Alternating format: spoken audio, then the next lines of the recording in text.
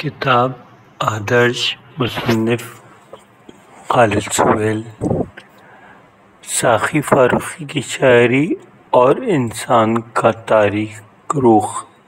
جب میرے دوست مجھ سے پوچھتے ہیں ساقی فاروقی کی شاعری مجھے کیوں پسند ہے تو میرے ذہن میں بہت سے خیالات گردش کرنے لگتے ہیں۔ میں انہیں بتاتا ہوں کہ اردو کے بہت سے روایتی شاعر انسان کی زندگی اور شخصیت کے روشن اور درخشاں پہلو اپنے توجہ کا مرکوز کرتے ہیں۔ وہ گل و بلبل کی باتیں کرتے ہیں اور لوگوں کو سہانے سنہری خواب دکھاتے ہیں۔ وہ انہیں ایک بہتر زندگی گزارنے کی ترغیب دیتے ہیں۔ وہ اس نظریے پر ایمان رکھتے ہیں کہ شاعری جزویات از پیغمبری، لیکن ساقی ایسا نہیں سمجھتے۔ وہ انسان اور زندگی کے تاریک رخ پر اپنی توجہ مرکوز کرتے ہیں، انسانی جبلتوں کو جن میں جنس بھی شامل ہے، تشدد بھی، غصہ بھی شامل ہے، نفرت بھی، سمجھنے کی کوشش کرتے ہیں اور پھر اپنی بصیرتوں کو اپنی شاعری میں پیش کرتے ہیں۔ اتنی ان کی شاعری میں جمال بھی ہے، جلال بھی ہے اور دونوں میں شدت ہے۔ اگر روایتی شاعروں کے دل میں چنگاریاں سلگتی ہیں تو ساقی کے دل میں آگ جلتی ہے۔ ان کا شعر ہے: ایک دوزخ تھا میرے سینے میں جس سے چہرہ میرا منور تھا۔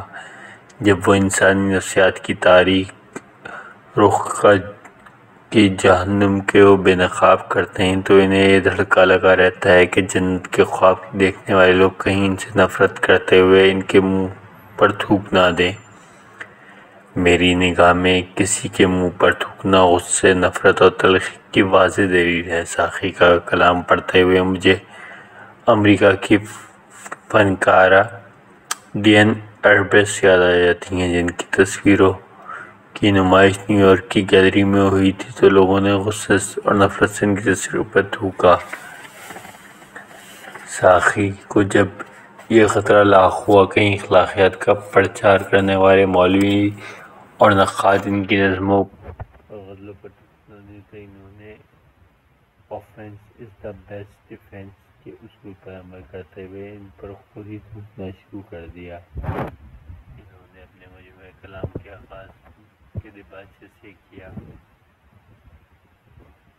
سب سچے ہیں نگر نگر سب سچے ہیں، ان سچوں میں ابھی ایک جگہ خالی ہے، ایک جھوٹے کی جس کی شیطانی آنکھ میں سے تمسخر اور نفرت کے شعلے ہوں، جو سقراطوں اور مسیحوں کے منہ پر تھوک سکیں، ایک موٹی سی گالی دے۔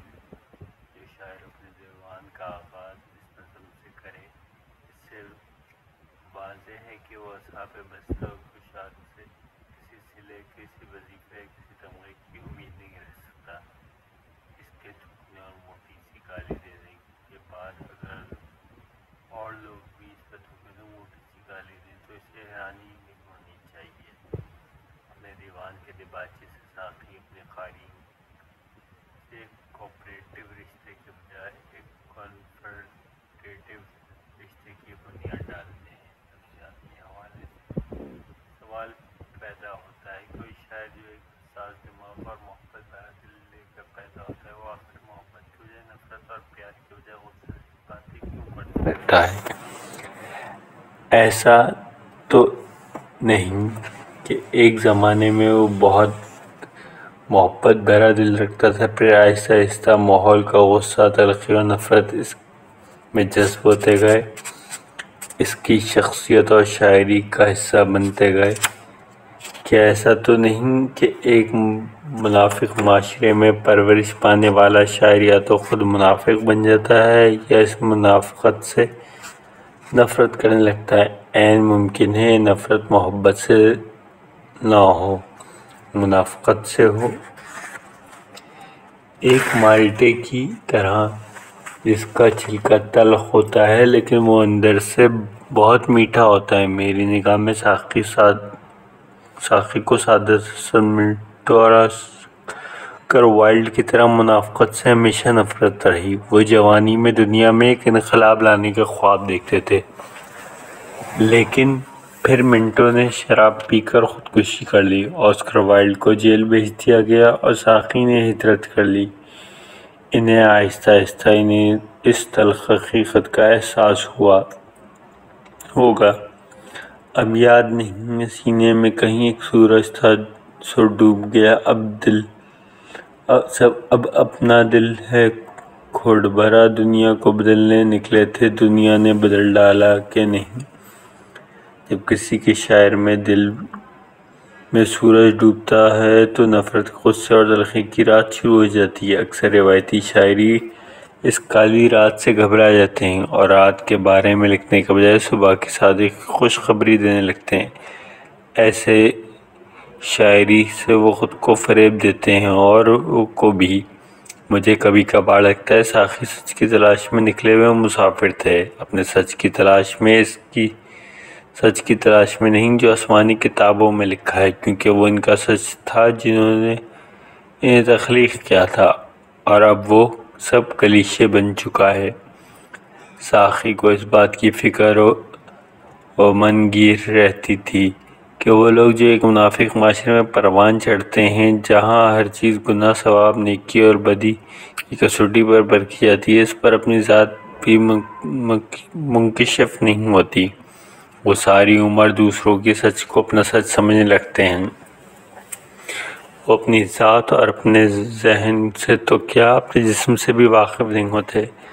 جب معاشرے میں گھٹن بڑھ جاتی ہے تو انسانوں کے معصوم جذبات، خواہشات اور خواب بھی ریپریشن کا شکار ہو جاتے ہیں اور انسان اپنے لیے اجنبی بن جاتے ہیں۔ ساقی لکھتے ہیں، یہ لوگ خواب میں بھی برہنہ نہیں ہوئے، یہ بد نصیب تو کبھی تنہا نہیں ہوئے، یہ کیا اپنے آپ سے بے پردگی نہ ہو، یہ کیا کہ اپنے آپ پر افشاں نہیں ہوئے۔ جو انسان اپنے آپ سے واقف نہ ہو اور اپنے آپ سے بھی محبت نہ کر سکیں، وہ کسی سے محبت کیا کر سکیں گے۔ اردو شاعری بنیادی طور پر تصوراتی شاعری ہے، جس میں شاعر اور عاشق اپنے محبوب کے بارے میں فینٹیسائز کرتا رہتا ہے، اسے مل نہیں پاتا۔ اردو شاعری بنیادی طور پر ہجر کی شاعری ہے، نہ کہ وصل کی۔ شاعر کو محبوب کا نہیں، اس کے کوچے وصل نصیب ہوتا ہے، اور وہ بھی مرنے کے بعد۔ مشرق کا شاعر جانتا ہے کہ محبوب سے وصل گناہ سمجھا جاتا ہے، لیکن یہ بھی ایک نفسیاتی حقیقت ہے کہ انسان پر اس کی ذات کے بہت سے پراسرار وصل منکشف ہوتے ہیں۔ ساقی ہی ایک ایسے شاعر تھے جنہیں یہ کہنے کی جسارت رکھتے تھے، مجھے گناہ میں اپنا سراغ ملتا ہے، وگرنہ پارسا دیندار میں بھی تھا۔ ساقی کو اندازہ تھا مشرق کا روایتی اور مذہبی ماحول محبت اور وصل پر اتنی پابندی عائد کرتا ہے کہ محبوب اور محبوبہ کھل کر ایک دوسرے سے محبت کا اظہار بھی نہیں کر سکتے، انہیں ہمیشہ بدنامی اور سنگسار ہونے کا دھڑکا لگا رہتا ہے۔ اس لیے ساقی اپنی ایک معصوم سی خواہش کا اظہار ان لفظوں میں کرتے ہیں، وہ سخی ہے تو کسی روز منا کر لے جائے، مجھے وصل کے آداب سکھا کر لے جائے، ہجر میں جسم کے اسرار کہاں کھلتے ہیں، اب وہی سحر کے کرے پیار سے آ کر لے جائے۔ اور جب مشرق میں سارے معصوم جذبے و خواب چکنا چور ہو جاتے ہیں تو انسان کا دل ٹوٹ جاتا ہے اور وہ ایک نفسیاتی بحران کا شکار ہوتا ہے۔ ہر طرف ٹوٹ پھوٹ جاری تھی، ایک کوہرام میرے اندر تھا۔ جب انسان کے دل میں چھپی معصوم محبت کا اظہار موقع نہیں ملتا تو وہ غصے، تلخی اور آگ میں بدلنے لگتی ہے اور زندگی میں نفسیاتی اور معاشرتی مسائل بڑھانے لگتی ہے۔ صرف آگ پیتا ہوں، اس طرح جیتا ہوں، اس طرح سے جینے میں الجھنیں بہت سی ہیں۔ ایسے ہی نفسیاتی الجھنیں آہستہ آہستہ وقت کے ساتھ بڑھتی چلی جاتی ہیں اور انسان اندر سے کھوکھلا کرنے لگتی ہیں۔ ان کے من میں ان تمام لوگوں کے خلاف نفرت بڑھنے لگتی ہے جنہوں نے اس کے معصوم خوابوں کا قتل کیا ہوتا ہے۔ وہ اپنے دشمنوں کو قتل کا منصوبہ بنانے لگتا ہے اور پھر اس کی شخصیت کا تاریک رخ روشن رخ پر حاوی ہونے لگتا ہے۔ ہر شیلف پر سجے ہیں مگر دشمنوں کے سر ناداں تیرا دماغ ہے مقتل نہ کرے اسے۔ جب انسان کی شخصیت تاریخ رخ روشن رخ پر غالب آنے لگتا ہے تو تشدد پروان چڑھنے لگتا ہے۔ انسان کے تمام تر نظاموں کو نست و نابود کرنا چاہتا ہے، جو انسان کی معصوم خوشیوں خوابوں کی راہ میں حائل دیوار حائل کرتے ہیں۔ آخر ایک دن ایسا آتا ہے وہ انسان جو محبت اور پیار دوستی کا پیکر ہوا کرتا تھا، ظلم تشدد سے تنگ آ کر خود ظالم و جابر و قاتل بن جاتا ہے، خود کو خدائے ظلم جاننے لگتا ہے۔ یہ انسان کا وہ تاریخ رخ ہے جسے شاعری میں بیان کرنا آسان نہیں۔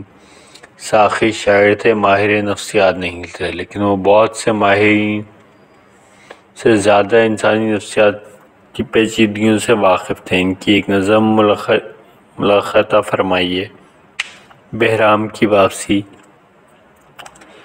بس دماغ چل گیا اور نیک نام سے دل میرا بدل گیا، رائفل نکال کے ایک دن نگل گیا، جو ملا اسے تمام کر دیا، جبر عام کر دیا، ختم شہر کا نظام کر دیا، خون سے اعتراض کیا، میرے سامنے بنے خوف کا محاذ کیا، میں خدائے ظلم ہوں، میں ظلم کا جواز کیا۔ ساقی نے موجودہ دور کے انسان کے تاریخ رخ کو، جو تشدد اور شدت پسندی کے سینے سے لگ چکا ہے، نہایت خوبصورتی سے ادب کا حصہ بنایا ہے، ایک شاعرانہ کرامت سے کم نہیں۔ اور یہ کرامات ایک ایسا ہی شاعر کر سکتا ہے جسے منافقت سے نفرت ہو، جو آگ پیتا ہو اور اپنے اندر 7 سمندروں کی گونج سنتا ہو۔ وہ فرماتے ہیں، میرے اندر 7 سمندر شور مچاتے ہیں، خیال نے دہشت پھیلا رکھی ہے۔ میرے ساقی سے ان کی زندگی سے کئی دفعہ ملاقات ہوئی، وہ مجھ سے بڑے پیار اور شفقت سے ملتے تھے، لیکن انہیں عمر بھر ناشناسائی کا دکھ ستاتا رہا۔ یہ کہہ کر ہمیں چھوڑ گئی روشنی ایک روز، تم اپنے چراغوں کی حفاظت نہیں کرتے۔